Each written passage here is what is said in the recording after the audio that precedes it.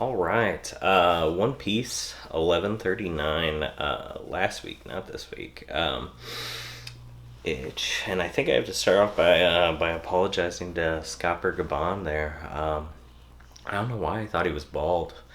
I looked back and saw some kind of old theory that he was some bald man with a tattoo. But yeah, I don't remember seeing that theory. I saw it somewhere and probably just stuck in my mind for a long time, and so I just associated with him with that. But yeah, I mean, he doesn't look like that at all in the flashbacks that were on Wano, and he looks pretty much dead up the same. So I definitely don't know why I had doubts on the people with the theory about the Crocus guy on the cover being him. So it's yeah, I was way off on that one, but I mean, I think it was pretty heavily foreshadowed in the last couple of chapters of who it was going to be, and I couldn't see it being anybody else since we didn't really get much on the other Roger pirates as of yet. Besides Shanks, Buggy, Rayleigh, so I think a couple other names were mentioned, but I can't remember them now. So it makes a lot of sense, but yeah. I don't know if I have too much to say for this chapter, just because it basically all was just talking about who Gabon is and what he's done, being the Mountain Eater with the axes and everything. So it seems like he's going to be another heavy hockey user. So it started making me wonder that if Roger's crew and maybe other people at that time period were specifically avoiding devil fruits for some reason. So, since it seems to be so consistently like Shanks's crew doesn't seem to have any devil fruits, and Roger's crew didn't, I guess we don't quite know yet if Rocks did or not, since it's heavily speculated that Blackbeard's using his fruit that he used to have. But yeah, I don't know. I mean, Whitebeard, yeah, Whitebeard had a fruit. I don't know why that thought even popped into my head. And very obviously had a fruit. But yeah, I don't know about Roger's crew, and then Shanks clearly seemed to have modeled his crew after him, unless we're going to get a whole bunch of devil fruit reveals once we finally see them all in an actual, combat and everything. But yeah, so unless Gabon just completely pulls out a devil fruit here in a second, which would be actually pretty cool. But other than him and him being the missionary of love, I was pretty surprised by that. Got me with Shamrock in the last couple of weeks, and then now we get a Sanji like character. So I was not expecting that, but I guess he's mirroring Luffy's crew to Rogers, more like this. I guess not too many of the other ones were, since I can't think of any like Robins or Namis that were on the crew, other than maybe Toki. But yeah, so I mean, I'm curious as to the strength trial that he'll give Luffy here, and how that'll play out, since he doesn't seem to be too much like the mentor type like Rayleigh was, but in the flashback he seemed very more reserved and more like a mentor to Shanks and Buggy and the samurai guy. So I wonder what caused the change of character. Maybe it was just old age and retiring and starting a family. So he's just, he's thrown in the adventurer hat and put on a dad hat. So but yeah, other than that, we had a better look at the summoning circles, and it doesn't have a number. And I'll put a comparison on.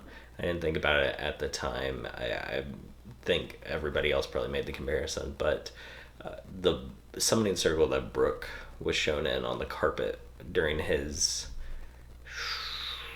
what, it's not a flashback, but it was like his training arc that Kuma sent him on, is very, very, it's basically the same thing as the summoning circle we see in the throne room.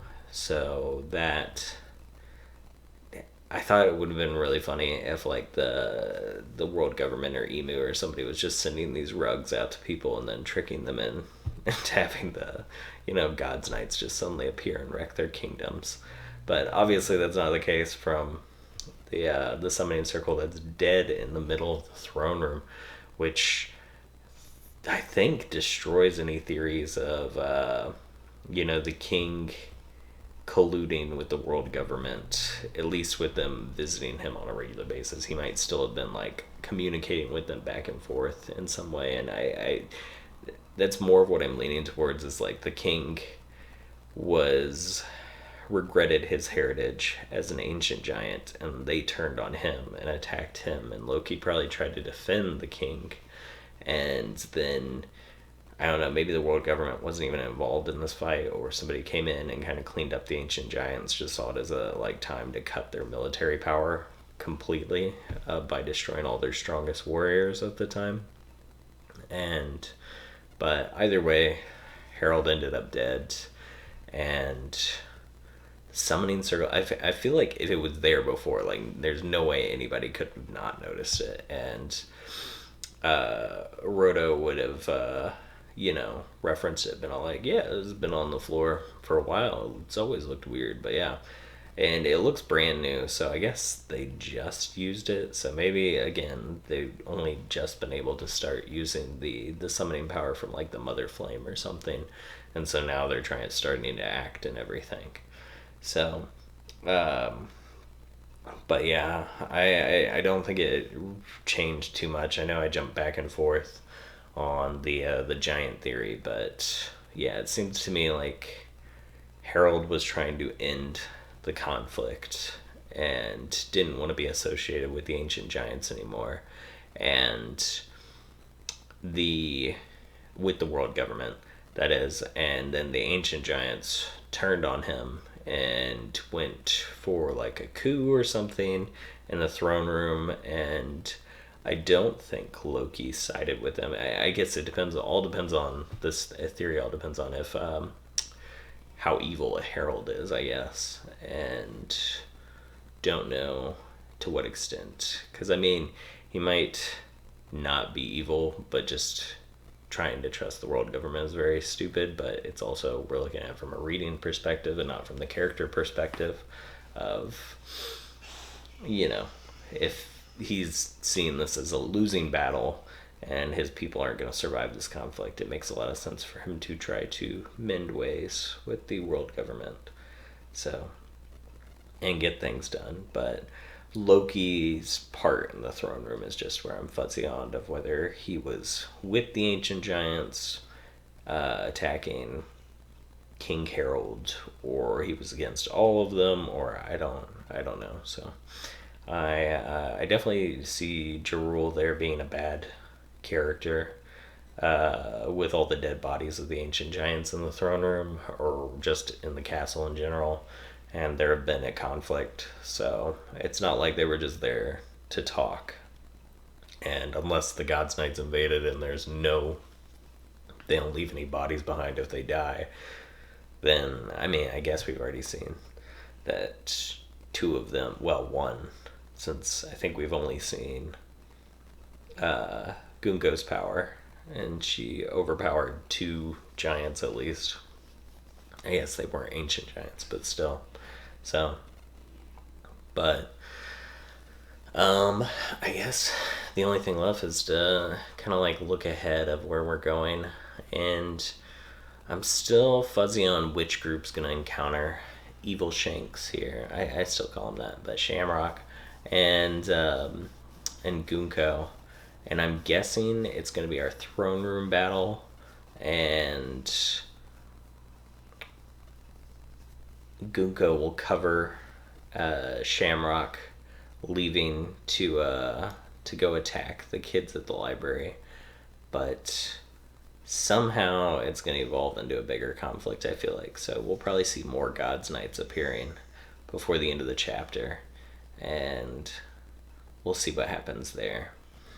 So I I don't know. I kind of like that this story. I mean, I guess I was the same at the beginning of Egghead because I thought that was going to be a real short arc, and then it turned into like 50 chapters or so, I think, and was really expanded on. But it was like still really jam packed with information, and we're getting a little bit more fluff moments in this, which I don't mind.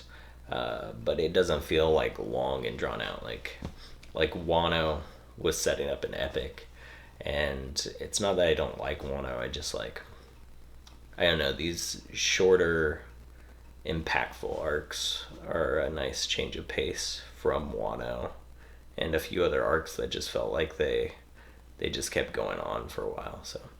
So I'm really enjoying this. I look forward to whatever we have in store for next week, and because I think we're only on break for 1 week, so hopefully. And I do apologize for this video being so late this week, since it was on hiatus, or I guess it's not a hiatus, it's just a break, but since it was just on break this week, I kind of put other projects ahead of this, so I still have some videos to transcribe, or at least one to get done before the end of the week, which is annoying, but yeah, I need to get more consistent on these. I'll just have to include them on a certain day on my schedule so they're not as inconsistent, even though I know my channel description says I'm inconsistent, so it's just kind of how my mind works. But yeah, so I appreciate any and all who watch this. I've seen a few comments saying that people enjoy them, so that makes me really happy.